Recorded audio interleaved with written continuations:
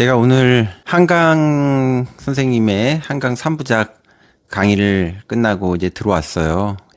그 강의가 이루어지는 곳이 합정 홍대였는데 굉장히 사람들이 이제 많은 곳이죠. 그런데 우리가 지금 내란 사건 그런 전국을 거치다 보니까 거리에 지금 크리스마스 시즌임에도 불구하고 플랜카드가 엄청나게 어지럽게 많이 정당들마다 붙여놨는데 참 공격적이고 삭막하게 이를 데가 없고 정말 너무 그 표현들이 거칠고 공격적이어가지고 좀 끔찍하다는 생각이 들었어요. 그래서 제가 오늘 강의 끝나고 와가지고 좀 힘이 들긴 하지만 우리가 세상에 지금 이런 식으로 살아도 되겠는가 이런 생각이 좀 들기도 하고 그래가지고 크리스마스 시즌을 맞이해서 제가 마음속에 담고 있는 가장 아름다운 크리스마스 시즌에 대한 시이자 희망에 관련된 작품을 하나 읽어드리고 거기에 대한 해석을 좀 해볼까 합니다. 작품 자체는 굉장히 심플하고 짧은데 해석을 하려고 하면 무슨 시인지 애매모호해요. 너무 여백이 많고 정보가 부족해가지고. 김종삼이라고 하는 시인의 시인데 아마 잘 모르시는 분들이 많을 거예요. 대중적으로 많이 알려지지 않았지만 작가들은 굉장히 좋아하는 시인이에요. 동시 같은 시들을 많이 썼는데 오히려 너무 심플하다 보니까 설명하기 모호한 그런 시를 이제 많이 쓰셨어요. 그 중에서 북치는 소년이라고 하는 시를 하나 좀 읽어드리려고 해요. 북치는 소년. 내용 없는 아름다움처럼 가난한 아이에게 온 서양 나라에서 온 아름다운 크리스마스 카드처럼 어린 양들이 등성이에 반짝이는 진눈깨비처럼. 이게 답니다. 뭐 하시죠? 이게 무슨 시인지. 이 시에서 가장 논란이 되는, 가장 해석하기 어려운 부분이 첫 연에 나오는 내용 없는 아름다움처럼이라고 하는 대목이에요. 그리고 이 해석하기 어려운 이 모호한 문장이 또 이 시의 풍부tum을 이룹니다. 뭔가 우리 매혹적으로 끌어들이는 그런 이제 문장인데 해석하기가 쉽지 않아요. 이 시에 대해서 그래도 가장 설득력 있는 해석이라고 전해지는 것이 이 시를 리얼리즘적으로 해석하는 거거든요. 리얼리즘적으로 해석한다라고 하는 건 시가 가지고 있는 시대적인 배경, 사회적인 맥락을 가지고 해석하는 거죠. 한국 문학이 이런 방식의 해석을 그동안 많이 해왔었어요. 그러니까 이런 관점으로 이제 보게 되면은 이 시가 한국 전쟁이 끝난 다음 바로 직후에 나온 시거든요. 당대 시대적인 그런 어떤 상황 속에서 이 시를 우리가 이해하면 이 시가 좀 이해하기 쉬울 것이다라고 하는 이제 그런 관점에서 그렇게 보면 두 번째 연에 가난한 아이라고 하는 거는 한국 전쟁이 끝난 직후에 아마 당시를 살고 있었던 대부분의 소년들일 거예요. 그 아이가 어느 날 서양 나라에서 온 아름다운 크리스마스 카드를 받아요.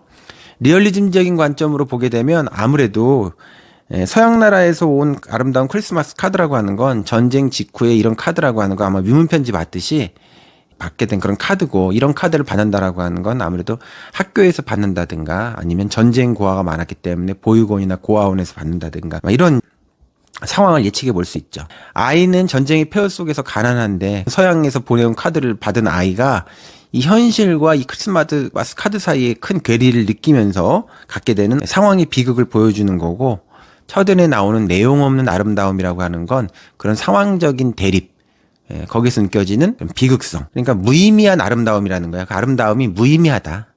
이렇게 이제 작품을 이제 해석하는 게 리얼리즘적인 해석이에요. 근데 저는 이제 이 시를 좀 그렇게 보지 않습니다. 그거는 이 시를 바깥에서 그야말로 비평가적인 시선에서 관찰적인 관점으로 이걸 이제 보는 거라고 생각이 돼요. 제가 이제 이 아이의 관점에서 이 시를 한번 좀 읽어볼게요. 아이의 관점에서 읽어본다라고 하는 거는 이 시의 상황 속으로 제가 이제 들어가 본다는 거거든요. 풍경 안으로 주인공의 관점으로 본다는 거예요. 가난한 아이에게 어느 날 크리스마스 카드가 도착하는 거죠. 이 크리스마스 카드는 뭐 학교에서 받은 위문 편지처럼 카드가 도착하는 것일 수 있는데 이 카드를 받은 아이는 아이라고 하는 게 그렇잖아요. 뭔가 새로운 걸 받으면 그냥 호기심이 생기고 기쁘거든요. 아이도 자기가 가난한 현실 속에서 살고 있다고 하는 거 알아요. 그런데 그런 현실과 대립되는 아름다운 크리스마스 카드를 받았다고 해가지고 그거를 비극적으로 인식하는 것이 아니라 아이라고 하는 존재는 천진난만하잖아요. 그러니까 크리스마스 카드를 받았는데 이 카드 자체가 너무 예쁜 거예요. 제목이 북치는 소년이잖아요. 북치는 소년이 거기 있는 거예요. 그러니까 아이는 그걸 딱 보면서 이런 현실이 유일한 삶인 줄 알았는데 아름다운 크리스마스 카드를 보면서 너무 아름답다. 일단 그 아름답다. 예쁘다라고 하는 것 자체에 일단 매혹을 느껴요. 그리고 이런 카드가 온 다른 세상을 생각하게 되는 거죠. 그래서 이 현실이 유일한 현실이 아니고 이런 카드를 보내는 그런 나라는 어떤 나라인가. 크리스마스 카드를 통해 가지고 다른 삶의 감각 같은 것들을 느끼게 된다는 거예요. 그리고 나하고 크리스마스 카드에 북치는 소년을 대립적인 것을 인식하는 것이 아니라 그 호기심과 매혹에 의해 가지고 나 자신을 북치는 소년과 일치되는 관점으로 보게 되는 거죠. 그러면 아이의 가슴이 어떻게 되겠어요? 자기가 북치는 소년이 돼가지고 둥둥 쿵쿵 꽝꽝 설레는 마음으로 바뀌겠죠.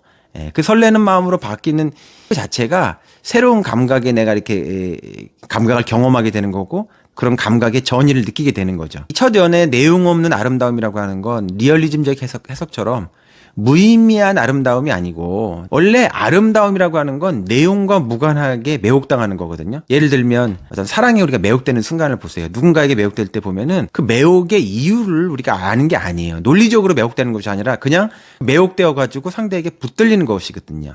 그러니까 아름다움의 경험이라고 하는 거는 논리로 설명할 수 있는 것이 아니에요. 그 내용이 없음이라고 하는 건 아름다움의 무의미성을 얘기하는 것이 아니라 오히려 그것을 한 번에 완전히 우리가 해석할 수 없다라고 하는 거, 논리적으로 설명하고 하는 건 그 아름다움과 매혹 자체가 가지고 있는 우리 자신을 넘어서는 우리 자신의 경험과 어떤 인식의 장 자체를 넘어서는 아름다움의 무한상을 오히려 보여주는 거라고 할 수 있어요. 이런 크리스마스를 통해 내가 살고 있는 현실이 유일한 현실이 아니라 또 다른 현실이 존재할 수 있겠구나라고 하는 것을 감지하는 것 자체가 희망이 깨어나는 것이죠. 그러니까 희망이라고 하는 건 어떤 희망의 내용을 알아서 그 희망의 성취를 우리가 기원한다라기보다는 희망을 희망할 수 있는 그 감각 자체를 갖는 것이 희망이라고 할 수 있습니다. 뒤집어서 얘기하면 절망이라고 하는 건 희망의 내용을 우리가 성취할 수 없다는 것을 얘기한다기보다는 희망의 감각 자체를 우리가 가질 수 없는 희망의 무능력성, 그 감각의 무능력성 자체가 사실은 절망이라고 할 수 있죠.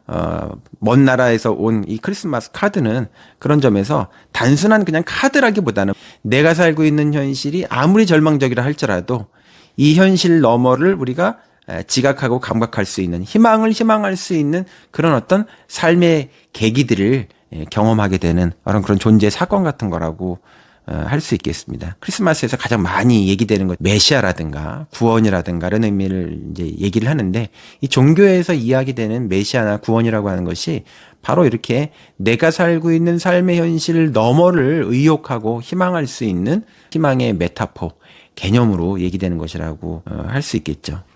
그런 점에서 내용 없는 아름다움이라는 것은 이 삶의 현실이 유일한 것이 아니라 다른 시간으로 건너갈 수 있는 가능성의 무한성 이런 것들을 얘기하는 거라고 볼 수 있을 것 같습니다. 어떤 분들은 어떤 한 개인이 가지고 있는 삶의 조건 이런 걸 보고서 꿈을 꿀 수 있는 권한도 없는 듯이 얘기하는 사람들이 있어요. 네가 그렇게 태어났는데 너의 부모가 그런데 네가 가진 삶의 조건이 그런데 네가 그런 것들을 꿈이나 꿀 수 있겠냐 꿈 깨라 이렇게 얘기하는 사람들이 있는데 한 존재가 아무리 자기 삶의 현실이 남루하고 가난하다 하더라도 자기가 살고 있는 현실 너머를 의욕하고 의지할 수 있는 그런 권리가 없는 사람은 없죠. 그리고 현실이 그에게 있으리라고 하는 것을 폄하할 수 있는 권리가 또 누구에게 없습니다. 어떤 사람이 낙천성이 있다고 얘기하는데 그 낙천성이라고 하는 건 낙관주의하고는 좀 달라요. 낙관주의라고 하는 건 특히 이제 근거 없는 낙관주의라는 게 있죠.